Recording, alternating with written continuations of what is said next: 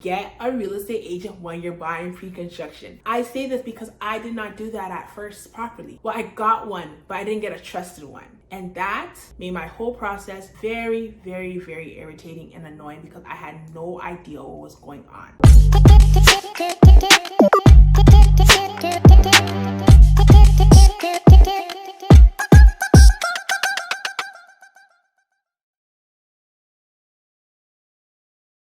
Hi guys, and welcome back to my channel. I'm Abby and this is my hub, a place for young individuals looking to get educated in real estate and mortgages, build wealth, and elevate in their careers and their businesses. Last week we were talking about how I was able to buy my property at the age of 19, and for today we're going to be talking about the whole process of buying a pre-construction property. So let's get right into it. So a pre-construction property is a property that actually hasn't been built yet, and it's being built by developers as of right now. So basically when you're buying a pre-construction property, you're actually buying a piece of paper that's gonna predict how the property is gonna look. So you don't actually see the property as of yet, but it's gonna show you exactly how it's gonna look. So we'll get into more details about different types of pre-construction because there is assignment sales and different ways to actually get pre-construction home. But just to keep things a little bit simple, we're just gonna talk about pre-construction and actually buying from the developer in itself and taking you guys through the whole process of actually buying the pre-construction property to actually closing it, whether it be 3-4 years from now. All right guys, so let's start. So let's say it's the year 2020 and you realize that, you know what, you decided I want to buy a property. Me and my partner want to buy a property. However, we don't want to buy a resale home because right now our finances are not completely in order. We're not ready. We don't have the full amount down payment as of right now, but we do have some savings. And we know that if we were to get approved for a mortgage today, it possibly wouldn't be the greatest scenario ever. So you guys decided on, you know what, I want to get a pre-construction property because it works for me. And that's why I always tell people it's not a cut clear answer. It depends on what works for you. So let's say in this instance, the pre-construction property is what works best for your scenario. And this is what you decided. So right now we're going to create a random project. So we're going to say project ABC is coming about and they're selling condos from the low 400,000s all the way to 600,000, and you decided that, you know what, you want to buy an investment property of a 2-bedroom condo from ABC developer. So the 2-bedroom condo is actually going for $600,000. In this instance, when it comes to prices for a condo project, there's really not as much wiggle room to actually negotiate for the prices coming out, especially with the high demand, especially in the GTA as of today. If we were talking about maybe 5 years ago or 10 years ago, then there was a little bit more room to actually negotiate on the prices for even projects coming up. But more so in today's day and age with pre-construction, there's not as much developers willing to negotiate on the terms of the agreement. So first and foremost, the main thing I would tell somebody, because I'm talking about it from my personal experience, is when you're even buying pre-construction, please, I'm actually gonna be begging you guys, please, please, one more please, just please, okay? Please get a real estate agent with you. A trusted one. I'm gonna repeat this again. Get a real estate agent when you're buying pre-construction, okay? I'm gonna say this one more time. Get a real estate agent when you're buying pre-construction. I say this because I did not do that at first properly. Well, I got one, but I didn't get a trusted one. And that made my whole process very, very, very irritating and annoying because I had no idea what was going on.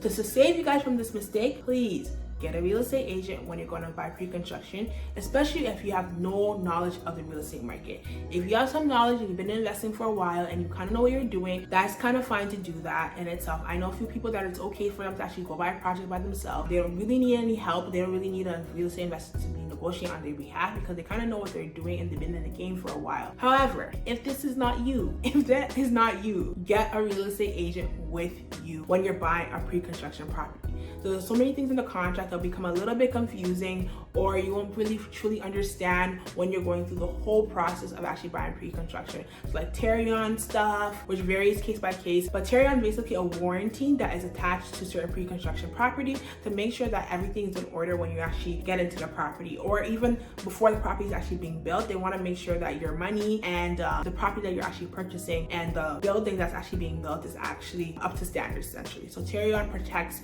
the consumer to a certain point, and everyone's Tarion warranty actually differs. So So sometimes, depending on how the Terrion is actually set into place with the contract, let's say the project was supposed to be finished in 3 years and it finishes 7 years, you can actually get money back for the fact that the project took way too long. But we're just jumping again ahead of the wheel. But like I said, make sure that you actually get a real estate agent with you. Okay, so now that you have your real estate agent with you, you're gonna be looking for a different project. Let's say you found this project that you like and it's called ABC Development. You love it. You said, you know what? Yep, I want to buy this. I want to buy this 2-bedroom condo. So you're gonna sign for it, and they're gonna basically tell you a deposit structure. Deposit structure is basically your down payment amount that you're paying, but they're gonna be telling you when you're gonna be paying for it. For example, usually how it is when you're signing for the agreement, so right when you actually sign for the property, they're gonna ask you for a check of either $5,000 or $10,000. So $5,000 or $10,000 is upon signing, and then from the date that you sign, you actually have a 10-day cooling period. So a 10-day cooling period is not 10 business days, it's actually just 10 days for you to actually decide if you want to actually go through with this property that you're buying or not. So within the 10 days, you have basically time or wiggle room to actually drop the property if you're not okay with actually buying the property, and you do not lose out your $5,000 because that was just a check, and they don't clear that check until after the 10 days cooling period. So let's say after the 10-day cooling period, you're still okay with it and you still want to go with the property. At that point, so let's say that the deposit structure is $5,000 at signing, and then remaining 5% in 30 days. And then with how 2020 is going, a lot of people are doing the next 5% within 120 days, and then they'll do the next 5% and then 422 days, and then the next 5% and 522 days or 540 days. So basically right now, what the pattern that I'm seeing with a lot of people is that they're extending the deposit structure, and I feel like it's as a result of COVID-19 coming about. So you're only paying 5% within the first year, and the next 5% within the second year, and the next 5% within the third year, and the next 5% within the fourth year or at occupancy. That gives you about 4 years to pay about 20% down payment of the purchased property you're trying to buy right now. So it kind of gives you more time to actually save for your down payment. So you only have to really save 5% within 1 year. But this structure is what I'm seeing more so after COVID-19 coming about, people doing more extended deposit structures. I know that beforehand, other people were doing it quite often as well, but sometimes beforehand, I've seen something where you're paying the whole 20% within 1 year, but it's spread out within the year. But now I'm seeing it spreading out within 4 years, which is great and gives people more time to actually buy a property in itself. So within that time, you're basically just saving and paying off your deposit. That is it. Like within the time that you sign to all the way to the time of occupancy, and we'll get to that soon. Between that time until your occupancy, you're actually just saving and paying your deposit structure. So what you'll do is you'll write post-dated checks, and they'll basically state what day you're gonna be paying off. So let's say you have your first payment on October 4th, 2020, and then your next payment on October 5th, 2021, and then so on and so forth, October 6th, 2022, and so on and so forth. So that would be kind of the payment deposit structure that you would have in place. Occupancy. What exactly is occupancy? So occupancy is essentially a temporary closing. So with occupancy, you do not need your financing in order yet. However, you do get the keys to the property. And from that point on, you can actually close a property anytime soon. So the moment you get that email saying, hey Abby, just letting you know that your property's actually occupancy will be happening within 2 months or 2 weeks or whatever, get your financing in order. Make sure you're going to your mortgage agent and getting your financing needed for your property at that moment, because your closing can come in any time at that moment. I'm gonna just take it back a little bit, even a little bit prior to occupancy. When you're actually buying pre-construction, they're gonna call you to do interior stuff. So that's gonna be picking your flooring, how you want your shower to look. You can do upgrades, you can pay for different type of walls or colors for your house and whatnot. So at that moment, I think that happens usually within the first couple months actually. They'll actually come tell you to pick the interior of your home. So that's just something that I kind of miss, and I kind of want to address that. So you actually get to pick your interior of your home about a couple months of you actually purchasing your home, so that you actually, of course, build your home according to how you like it. But after that, let's say it's 2023 now and it's occupancy time. Occupancy is happening October 5th. A little bit before October 5th, they're gonna call you in for inspections of your house. I'm not sure how it's working right now with COVID happening, but when I went through this same process, think about like a month before I was actually able to get the keys to my property, I went for inspection to see if the house was up to standard and what I wanted. They actually built the house to what the floor plan said it was actually gonna be. So I went there, we had one of the gentlemen come with me, and basically I just told him, okay, this doesn't look right, this looks right, this works, this doesn't work, and whatnot. We basically just checked all the appliances and stuff and making sure that everything was in order. So then occupancy is coming about, and let's say it's about to be August 5th, 2023. This is when you're going to get your keys. And this moment is a bit confusing for a lot of people because people don't understand what exactly they're paying for. During occupancy, you're still paying to live in the property, but you're not paying mortgage. So you're basically kind of paying, I like to call it basically rent to the developers for letting you live there before actually allow everyone to actually move in. During occupancy, the condos are basically about 90% completed and it's livable essentially. Not everyone in the buildings actually moved in yet, but they start doing floor by floor. So they usually start with the lowest floor and they kind of work their way up as well. So with that being said, even if you live on the first floor, you might have your occupancy a little bit earlier than somebody that lives on the 42nd floor, of course, because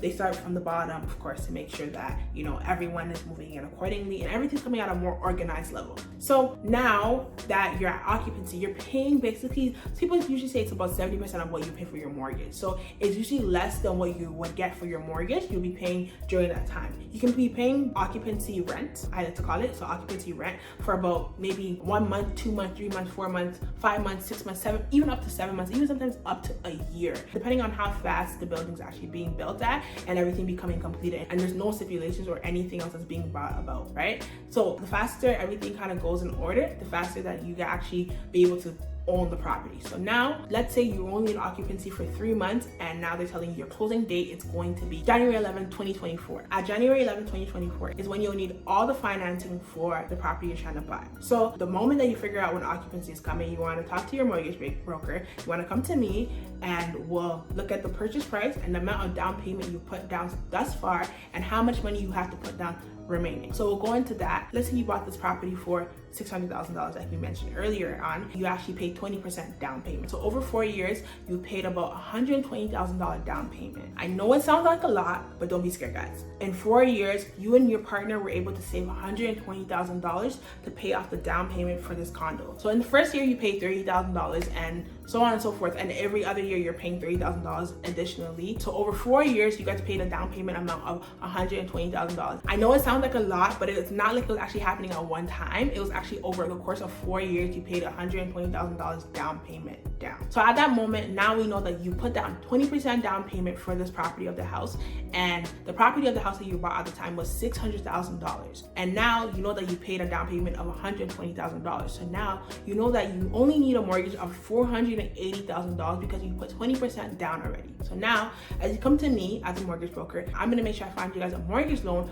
of $480,000 to cover the remaining amount of the property, of course, that you purchased. Because now you know that we have to pay the remaining $480,000 back to the developer. So you're gonna be paying the developer who sold you this property by getting a mortgage loan of $480,000, and the bank will pay the developer on your behalf. And then in turn, of course, you're gonna be paying mortgage payments. Okay, so that's kind of the process of that. Once we get pre-approved, like I mentioned in the video last week, you want to make sure you get your documents in order. We're going to be asking for your notice of assessments, job letters, your credit report, your job letter, your pay stubs and stuff to make sure that you actually qualify for the mortgage that we're looking for. So once you qualify for it, you get a commitment letter from the bank saying yes, we'll pay $480,000 on your behalf on January 11th. And then on January 11th, the bank is also going to transfer those funds to your lawyer. Your lawyer is going to transfer it to the developer's lawyers, and they're going to pay them on your behalf. And at the moment, that's when you actually own the property. So occupancy, you still don't technically own the property until you actually paid off the full amount of money that you're actually own. That's when you actually own the property, is when you actually pay off everything that you owe to the developers at the moment. So just like I mentioned last week, same process in terms of once you know how much you need for your mortgage, you're also going to get a lawyer. The lawyer is going to tell you all the closing costs that are associated with actually getting pre-construction. Just to note as well, when it comes to pre-construction, before you're actually buying your condo, you have to label yourself either as you're investing for this property or this is actually going to be your primary residence. If this property is your investment property versus your primary residence, there's actually different type of taxes that you possibly would have to pay as a result of being an investor versus being a primary resident. So that's just something to know on the side so that you don't actually become too shocked when you see your closing costs, because sometimes it can be crazy numbers. And trust me, I've seen some crazy numbers where it was like, I never expected this to be one of my closing costs. But yeah, so now that I'm letting you know in advance, you want to make sure that you take that time to know beforehand. So before you actually sign mind and you want to ask the developer, is the HST included in the price or is it something that I have to pay afterwards? If it's something that you will have to pay afterwards, you should note that so that you know that you can actually take time to actually accumulate funds for the HST in itself. And also, this is something that some real estate agents kind of help you with the process as well. Not all of them, but in most cases, your good ones, real estate agents will actually inform you of how much HST you possibly would have to be paying then. Yeah, so that's kind of the process with that. After figuring out all the closing costs, it's going to be the same process as buying a resale where, you know, your lawyer's going to call you, like I said, he's going to give you the closing costs, and then you're going to go in for a specific date, then sign the documents off to you, and then you officially own the property at the moment. So even though you're living there from occupancy, at closing is when you actually own the property, and this is when you actually begin paying your mortgage payment. So now you'll be paying mortgage payments to the bank as a result of them paying the developers on your behalf. So that's kind of the whole process of buying pre-construction property, from actually finding the project in itself, so finding a real estate agent, finding the project that you want to invest in, making those payments throughout the deposit structure. Also, don't forget having your cooling down period right after you sign. So 10 days after you sign, you actually have a point where you can actually see if you actually want the project or you don't want the project. From then, you just want to make sure you actually have the funds in your account when they're actually taking the funds out of your account. So let's say they're asking for $30,000 in your account on October 4th, 2021. You want to make sure that funds is actually in your account, because then you can actually pay some fees and also possibly lose your property as well. So you want to make sure the funds are actually in your account. Then we're going to go into occupancy. Just to mention, with occupancy closing, you also do need a lawyer for occupancy closing. I forgot to mention that previously, but you do need a lawyer for occupancy closing as well. And then in addition, when you're actually really closing, you also need a lawyer in that instance too. So right before occupancy, like I mentioned beforehand, you're going to do a mini inspection. Then you're going to go into occupancy. This is where you're paying occupancy rent to developers, like I like to call it. So this is like a smaller amount of what you possibly will pay for your mortgage. Once that happens, you want to make sure you're getting your finances in order for the actual official real closing date. So when you're closing, let's say you're closing in 3 months from now, you want to make sure all of that is in order. Also, while working in conjunction with your lawyers, what I usually tell my clients to do is have a deal with your lawyer to do 2 closings for you at the time. So hopefully you actually like your lawyer, and tell them, look, I'm doing an occupancy closing and a regular closing as well. So if you can kind of just give me a good rate for both of them, that'd be great. So usually in that case, you pay a cheaper amount because you're working with him twice, basically within like less than 6 months, which is great. So let them know that so you can actually possibly get a potential deal in that instance.